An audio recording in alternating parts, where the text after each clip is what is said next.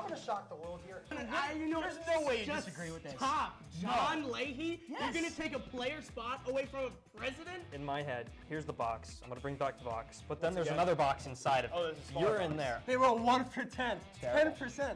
How are you going to do that? You can't win games like that. Bobcat breakdown. Bobcat breakdown. Bobcat breakdown. Bobcat breakdown starting right now.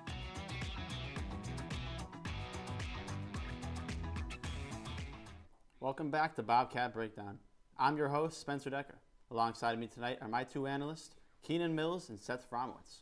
Before we get into tonight's debate, QBSN is going to take a moment to recognize Kyle Robinson's 200 career win as head coach of women's volleyball. There's been an unusual amount of buzz for a team that went just 9-21 a season ago, yet it's a new era on the hardwood as former Oklahoma assistant Kyle Robinson takes over as head coach. Look, I'm a Northeast guy. I had an opportunity to come home. Family has always been the most important thing. So I make decisions based on what's good for my family. Well, Eric, it's volleyball time once again in Hamden. This time the Bobcats look a little different. Chris Saplinski out as head coach. Kyle Robinson is in, and it's safe to say that expectations are as high as they've ever been around here. Attack dugout, and now it's hit over by Vieira. Balsano for Migliozzi. Mejia, big blast with that left arm. It's hard to say when we're 2-10, but we expect to win the MAC. That's it. Don looking at back to Lexi Morse.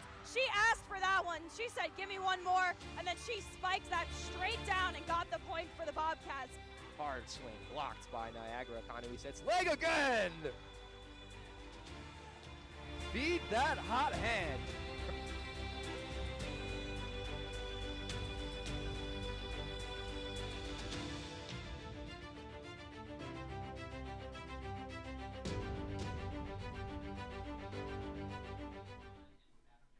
So guys, it's obviously a great achievement for him, but I'm curious, with Robinson currently in his 5th year as the head coach, what do you think has been his biggest moment at Quinnipiac? Seth, let me go first. If you answer anything other than November 19th, the MAC championship game last winter, it's a ridiculous answer. If you're a great coach, you got to bring home the title. If we're playing chess and I take all of your pieces except your king, and then somehow you end up putting me in checkmate, no one cares about all the pieces that I've lost. You need to bring home the big one. And Kyle Robinson did that on November 19th after having a crazy second half of the season. And none of that matters if he doesn't have that win at the end of the year. Well, Keenan, how do you get to the championship? You got to win a bunch of games on the journey to get to the playoffs. And what better date than October 9th of that season with a 3-set sweep over Manhattan at home. Before that game, October 9th, the Bobcats were 2-12, coming into that game with a 4-game losing streak, right? After they won in straight sets, they went 12-3 on their way to the MAC playoffs. They weren't even in consideration for the playoffs until that game that set the course of the entire season, right? They had 2 separate 4-game winning streaks before the tournament. They were out winning sets against their opponents 37-12 and had 5 shutouts, and they swept in straight once to number 1 Fairfield, right? And in that MAC tournament, after that game, they had the momentum coming into it. They went they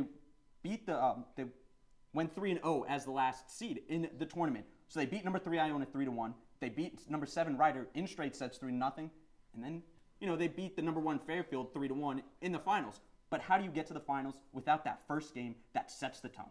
Sure, absolutely. But does it matter? Do we talk about their season last year if they don't win the last game? I don't think so. Never. Never again does that season get mentioned. If you were going to make a documentary, you're going to talk about the highs, the lows, the struggles and the triumphs. And what bigger triumph than the triumph that started it all? You got to start somewhere. There's no documentary if there's not the last game. Who cares about that midseason game if they just don't bring it home? But that's the turning point in that documentary. All right. We've talked about volleyball. Now let's shift over to women's ice hockey.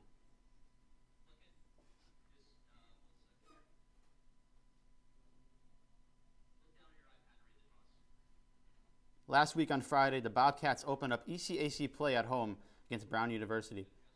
Quinnipiac defeated Brown 1-0 in a tight contest. They took this momentum into a primetime matchup on Saturday against the Yale Bulldogs, who at the time were ranked 5th in the country. After taking a 4-0 lead in the first period, Yale would score 3 unanswered to make it 4-3. Quinnipiac ended up winning the game 6-3 after 2 late empty net goals.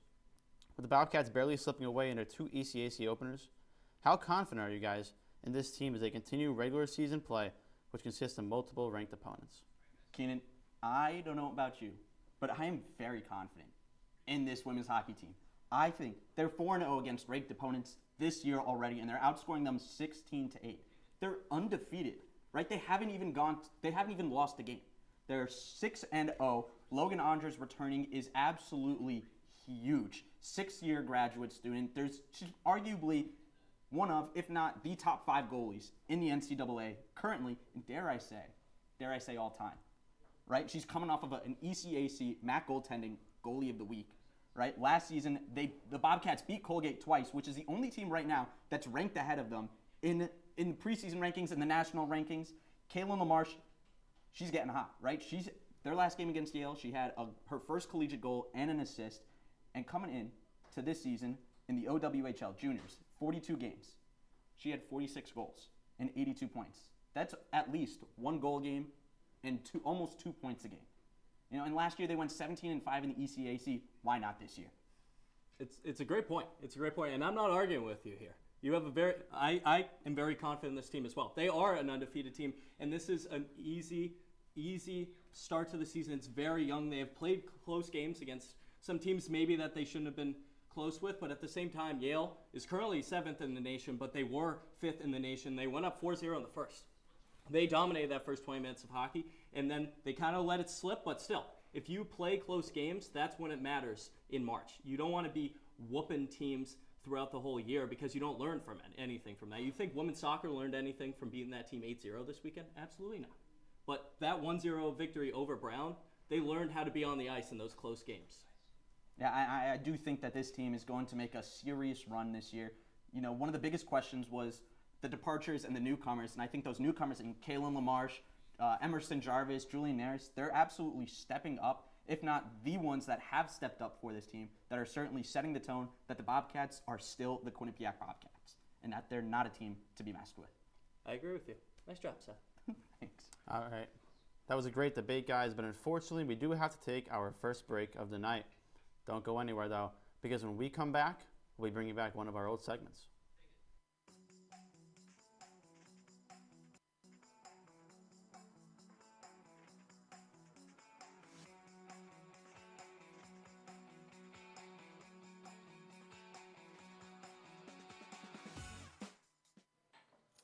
What do you think you're doing, Kevin? Was just gonna drive home. There are several warning signs present that you shouldn't be driving. Like hearing voices? Like your text-to-emoji ratio? Oh man, the selfies. Selfie, nailed it. We all have warning signs that let us know that we're probably not okay to drive. Mine is pretending to be your subconscious. Craig, come on man, let's split a ride home.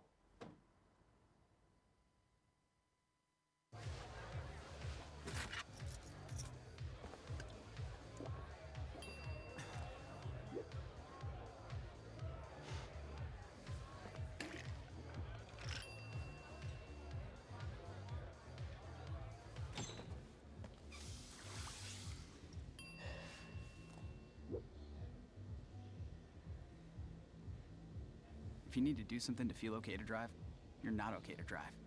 Don't drive buzzed. Multiple studies have shown that marijuana can slow both driver reaction and response time, which can be really dangerous. He's here. He's here. Wait. What? I can't drive. Why? My. Oh.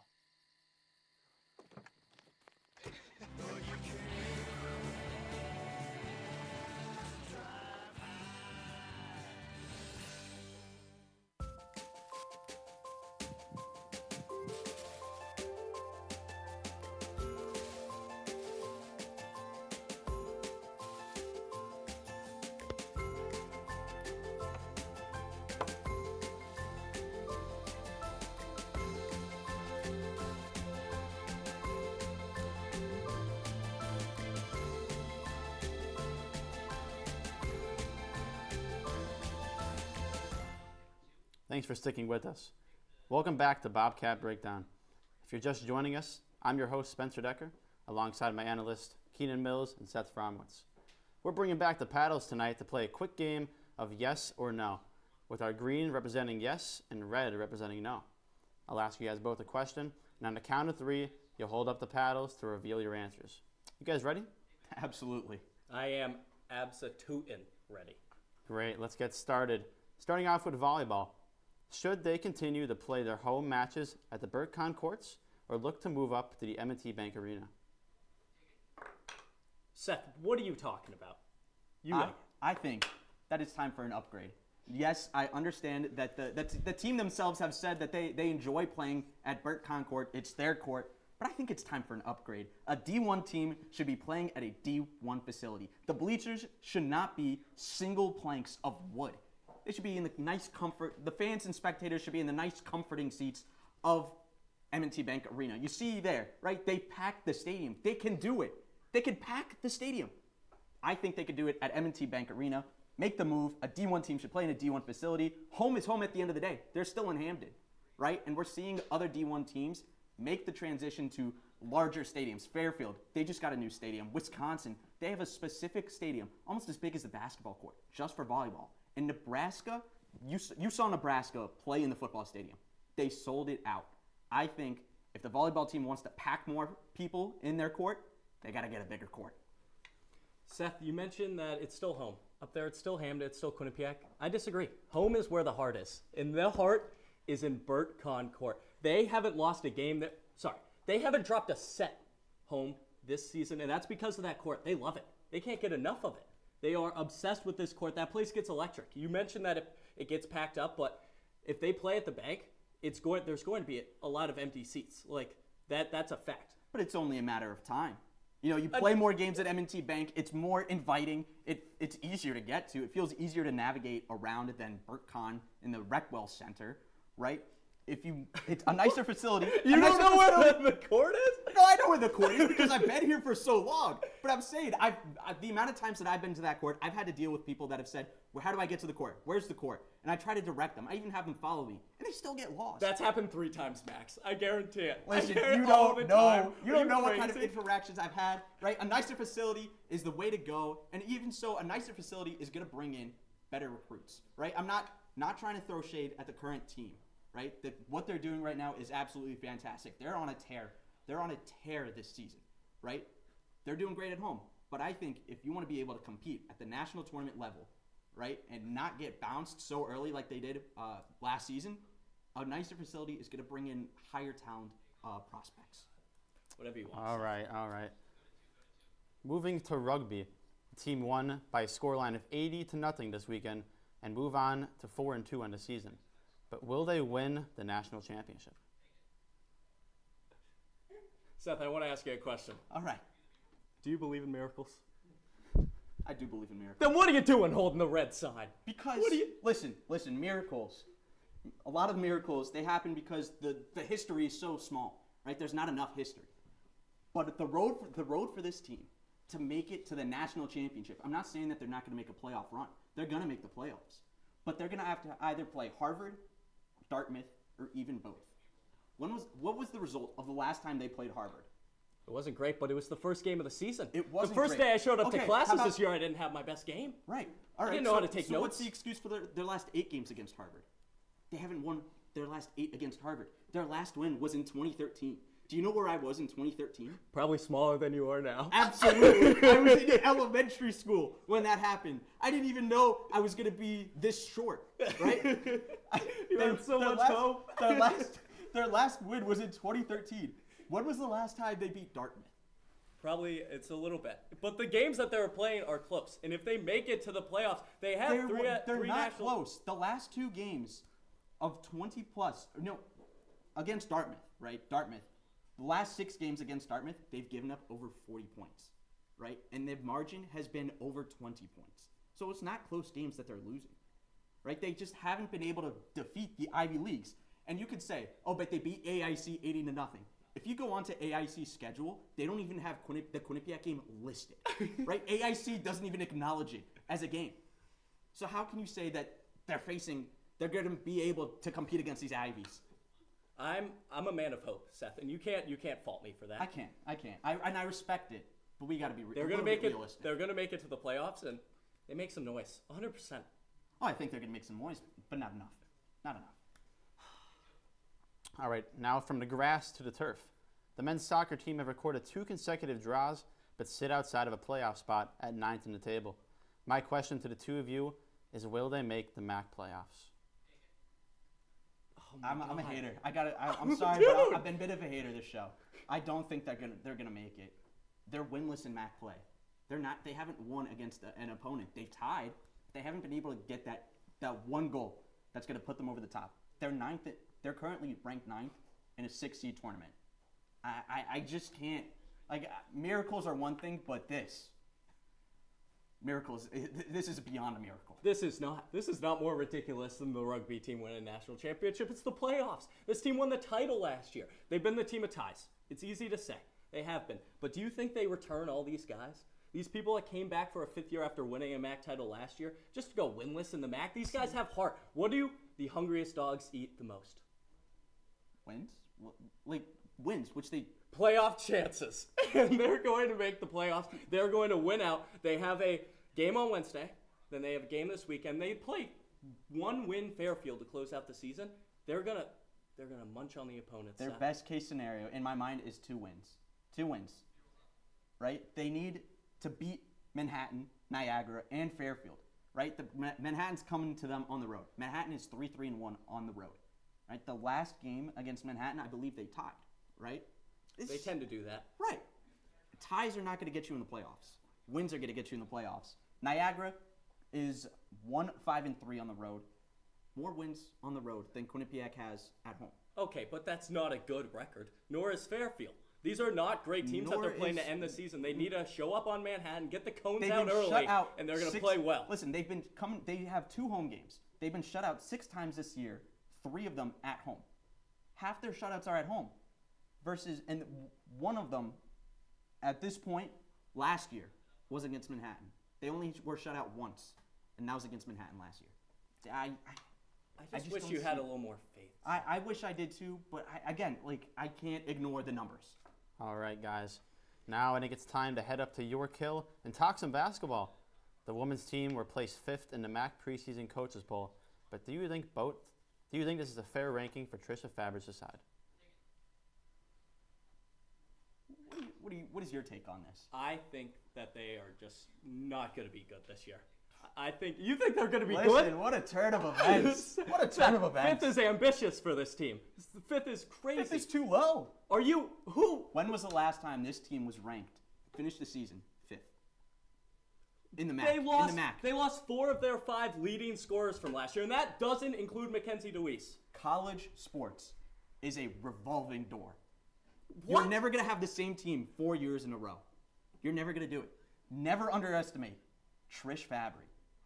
I don't. The last time Quinnipiac finished below 3rd in the conference was the 2013-2014 season. What happened in the 2013-14 season? I could not. That was the first season this team was in the MAC conference. Yes, it's a new team, but the only reason they're ranked so low is because there's so many unknowns, because they don't have enough. This conference does not have enough respect for the Bobcats women's basketball team. You think they're going to be? You think this is a top 4 team?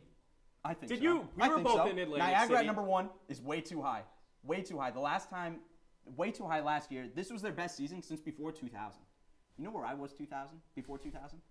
Not I even was born in 2003. I was born in 2003. Right? Niagara, way too high. They had a good run last year, but I don't think it's enough to keep it 2 years in a row.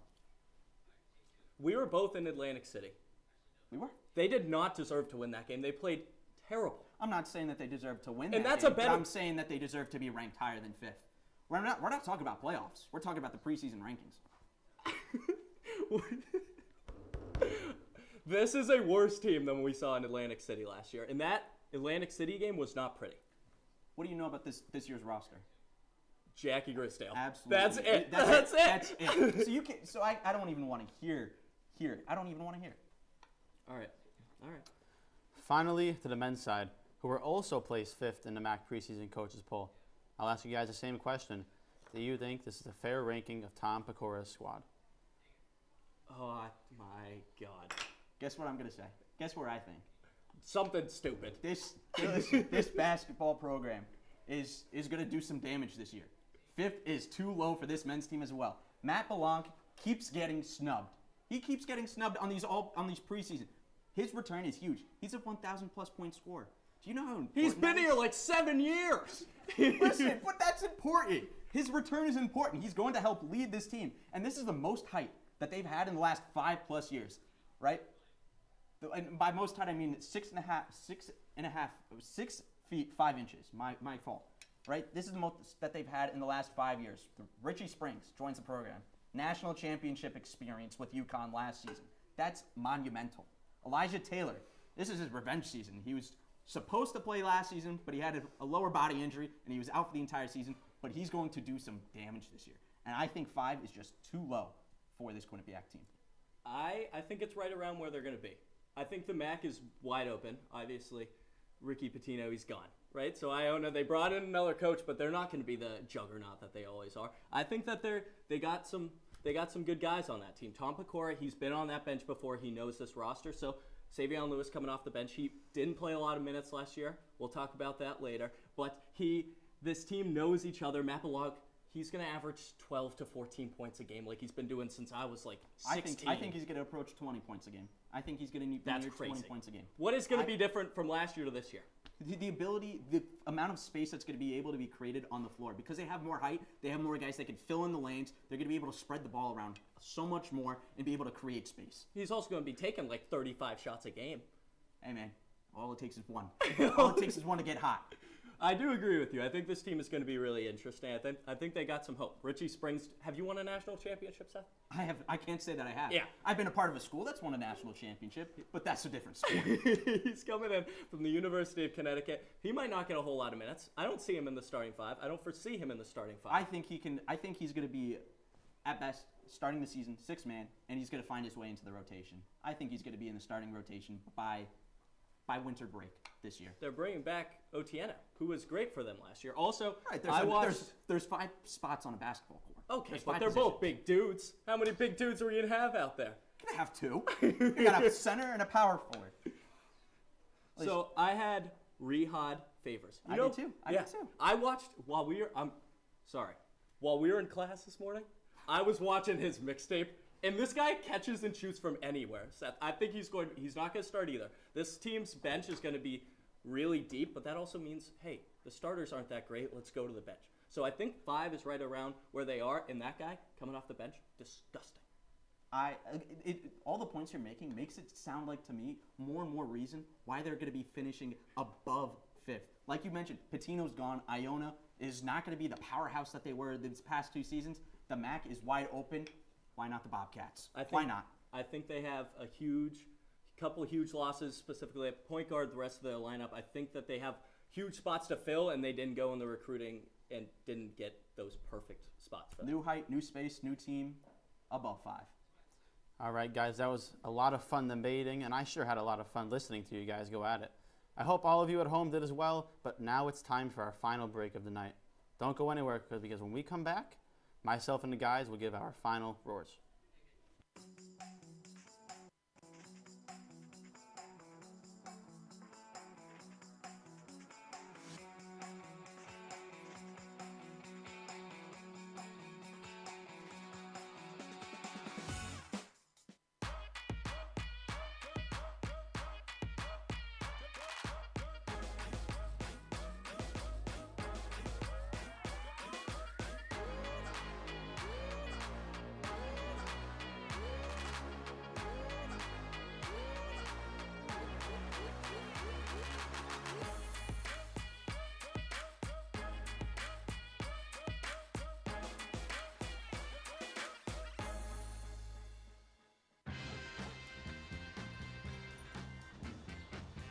When we adopt a shelter pet, we discover they're a unique mix of all kinds of things. Come on, Jules, spot on this last one. There it is.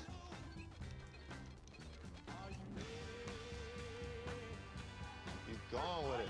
Leo. They're a little bit of a lot of things, but they're all pure love. I know what you're thinking. I need a job. I need a new career. Well, I've been there. I've been there. I've been there. I wasn't happy with what I was doing. After high school, I didn't have a plan. I just wanted to start working. I got laid off twice, but you gotta keep going. You just need the right skills. Find an apprenticeship. I found a 2-year IT program. I found a medical course online. I'm now a consultant in the tech space. You have more options than you think. You can do this. You will find something. You will find something new.